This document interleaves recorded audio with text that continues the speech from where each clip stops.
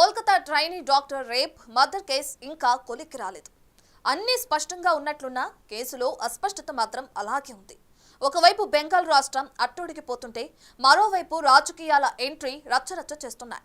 సున్నితమైన అంశం ప్రస్తుతం పొలిటికల్ కంపు కొడుతుంది. ఈ పరిణామాల మధ్య భారత రాష్ట్రపతి కీలక వ్యాఖ్యలు చేశారు. నిర్భయ కేసు తర్వాత కూడా ఆగని ఈ అకృత్యాలపై మరో స్థాయి చర్చలు చేపట్టాలని విజ్ఞప్తి చేశారు. అయితే ప్రెసిడెంట్ మాటలు మరో కొత్త చట్టాన్ని సూచిస్తున్నాయా? అంటే నిర్భయ చట్టం ఫెయిల్ అయిందా? 10 ఏళ్లుగా నిర్భయ చట్టం ఎందుకు ప్రభావం చూపలేకపోయింది? మళ్లీ అలాంటి ఘటనలే ఎందుకు పునరావృతమవుతున్నాయి? ఈ అకృత్యాలకు అంతమే లేదా?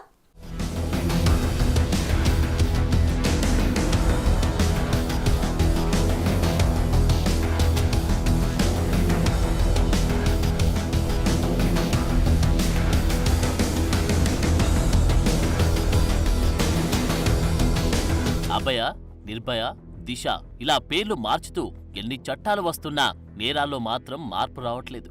ఇదే ఇప్పుడు భారతదేశాన్ని కలవరపెడుతోంది. అత్యాధునిక నాగరికతలో బతుకుతున్నామని గొప్పగా చెప్పుకుంటున్న సమాజంలో స్త్రీలు సురక్షితంగా లేని పరిస్థితి.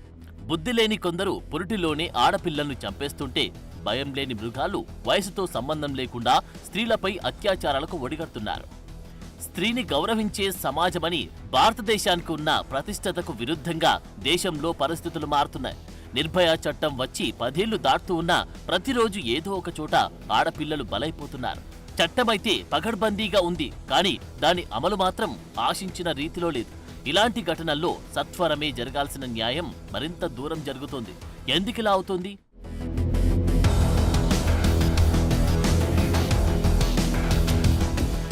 ఇరవై రోజుల క్రితం పశ్చిమ బెంగాల్లోని ట్రైనీ డాక్టర్ నైట్ డ్యూటీలో కాస్త విశ్రాంతి తీసుకుంటున్న సమయంలో అత్యంత ఘోరంగా రేప్ చేసి హత్య చేశారు. ఇది స్పష్టంగా హత్య అని సంఘటన స్థలంలోని ఆధారాలన్నీ ఉన్నా ఆస్పత్రి అధికారులు మాత్రం ఆత్మహత్య అని పేర్కొన్నారు. రాష్ట్ర పోలీసులు, కేంద్ర క్రైమ్ బ్రాంచ్లు దర్యాప్తు చేస్తూ ఉన్న కేసు కొలిక్కి రాలేదు. రాష్ట్రమంతా ఆందోళనలతో రగిలిపోతుంటే రాజకీయ నాయకులు మాత్రం శివ రాజకీయాలకు తెరలేపారు.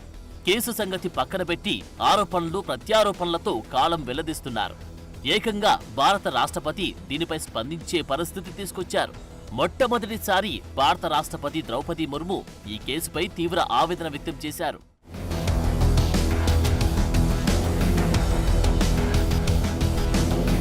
ఇలాంటి సందర్భాల్లో రాష్ట్రపతి స్పందించడం చాలా అరుదుగా జరుగుతుంది.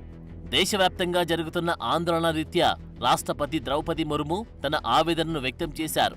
దేశవ్యాప్తంగా జరుగుతున్న ఇలాంటి క్రూరమైన అత్యాచారాలను ఆమె తీవ్రంగా వ్యతిరేకించారు. ఈ భయానక ఘటన గురించి తెలుసుకుని చలించిపోయాను అని అన్నారు. ఇలాంటి దారుణాలు ఇకపై జరగడానికి వీల్లేదని స్పష్టం చేశారు. ఆగస్టు 28న పీటీఐకి రాసిన ఒక ప్రత్యేక ఆర్టికల్లో రాష్ట్రపతి తన ఆవేదనను తెలియజేశారు. కోల్కతాలో వైద్యురాలిపై జరిగిన దారుణమైన హత్య భయాందోళనకు గురి చేస్తుందని అన్నారు.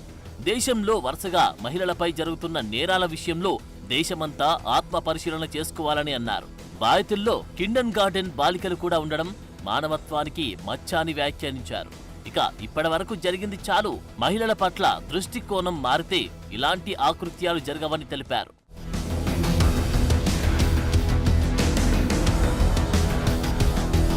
ఒకవైపు కోల్కతా ఘటనపై విద్యార్థులు, వైద్యులు, పౌరులు నిరసన ప్రదర్శనలు చేస్తూ ఉంటే మరోవైపు నేరగాళ్లు చెలరేగిపోవడంపై రాష్ట్రపతి అసహనం వ్యక్తం చేశారు. 12 ఏళ్ల క్రితం ఢిల్లీ నడివీధుల్లో జరిగిన నిర్భయ ఘటన తర్వాత మహిళలపై నేరాలు జరగకుండా వ్యూహాలు రూపొందించుకున్న ప్రణాళికలు అమల్లోకి తీసుకొచ్చిన నేరాలు మాత్రం ఆగడం లేదు.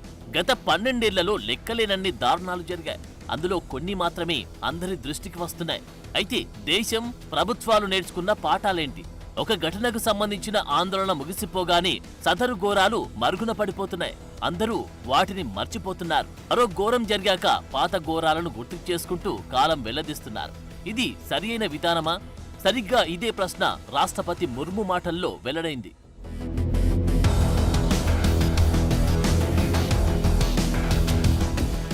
డిసెంబర్ 17, 2012న నిర్భయగా పిలువబడే 23 ఏళ్ల మహిళపై కదులుతున్న బస్సులో సామూహికంగా అత్యంత ఘోరంగా చేసిన హత్యతో భారతదేశం మేల్కొంది.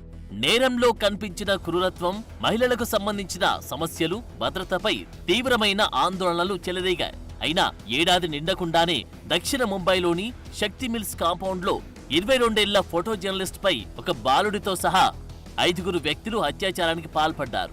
2013 సెప్టెంబర్ 3న 18 ఏళ్ల టెలిఫోన్ ఆపరేటర్ ని అదే ప్రదేశంలో ఇదే విధమైన సామూహిక అత్యాచారం చేశారు. ఇందులో ఉన్న 3 నేరస్తులు కూడా గత రేప్ కేసులో నిందితులే. ఇక డిసెంబర్ 2016న తమిళనాడులోని అరియాలూరులో 17 ఏళ్ల గర్భిణి అయిన దళిత బాలికపై హిందూ మున్నాని యూనియన్ కార్యదర్శి 3 సహచరులు కలిసి భయంకరంగా సామూహిక హత్యకు పాల్పడ్డారు.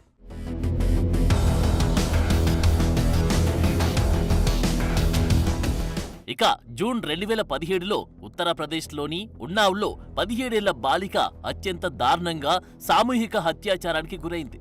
న్యాయం చెయ్యాలని కోరుతూ ఆమె ఏప్రిల్ 2018లో ముఖ్యమంత్రి యోగి ఆదిత్యనాథ్ నివాసం వెలుపల ఆత్మహత్యకు ప్రయత్నించింది. అలాగే 2019 నవంబర్లో హైదరాబాద్లో 26 ఏళ్ల వెటర్నరీ డాక్టర్పై 4 వ్యక్తులు అత్యాచారం చేసి హత్య చేశారు. తీవ్ర ప్రకంపనలు రేపిన ఈ ఘటన దిశ అనే చట్ట రూపకల్పనకు దారితీసింది. ఇక 2020 సెప్టెంబర్ 14న ఉత్తరప్రదేశ్లోని హాత్రాస్లో 19 ఏళ్ల దళిత మహిళపై 4 అగ్రవర్ణ పురుషులు సామూహిక హత్యాచారానికి పాల్పడ్డారు. 2 వారాల తర్వాత ఆమె మరణించడం వివాదానికి దారితీసింది. ఆమె కుటుంబ సభ్యుల అనుమతి లేకుండా పోలీసులు ఆమెను బలవంతంగా దహనం చేశారు. ఈ వాదనను అధికారులు ఖండించారు. ఇలా చెప్పుకుంటూ పోతే ఇలాంటి ఘోరమైన హత్యల ఘటనలు లెక్కలేనన్ని ఉన్నాయి. ఇంత ఘోరమైన కేసుల్లో కొందరికి శిక్ష పడగా ఇంకొందరు ఇప్పటికీ బయట దర్జాగా తిరుగుతున్నారు.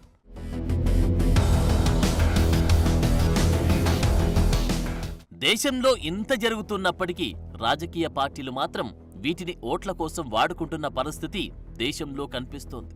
తాజాగా జరిగిన కోల్కతా సంఘటనే దీనికి ప్రత్యక్ష సాక్ష్యంగా ఉంది. ఒకవైపు దేశమంతా హతురాలికి న్యాయం జరగాలని ప్రయత్నిస్తూ ఉంటే పొలిటికల్ లీడర్లు మాత్రం తమ పబ్బం గడుపుకోవడానికి ఎగపడుతున్నారు.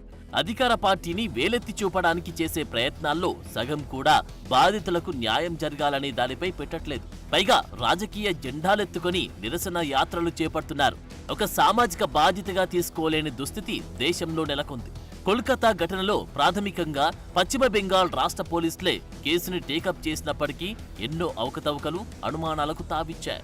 ఆ తర్వాత వచ్చిన కేంద్ర సిబిఐ కూడా దర్యాప్తుతో కాలాన్ని సాగదీస్తుంది తప్ప ఇప్పటి వరకు ఘటనలో పూర్తి నిజానిజాలను బయటపెట్టలేదు. ఒకవైపు రాష్ట్ర ప్రభుత్వం, కేంద్ర ప్రభుత్వం రెండింటికి చెందిన సంస్థలే కేసును విచారిస్తున్నాయి. మరోవైపు రాష్ట్ర ప్రభుత్వం, కేంద్ర ప్రభుత్వాన్ని నడిపే నేతలే ఒకరిపై ఒకరు నిందారోపణలు చేసుకుంటున్నారు.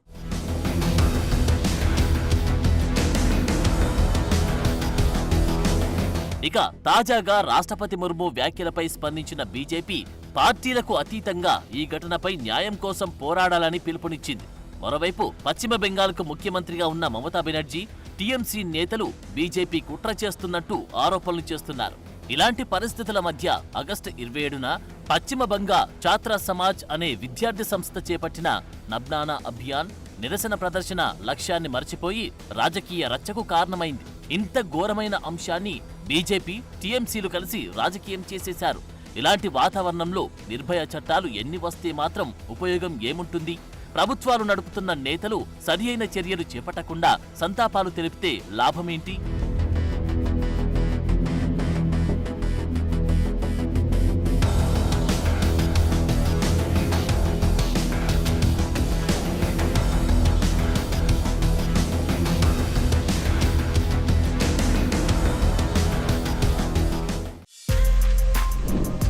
For more videos like this, subscribe Big TV channel.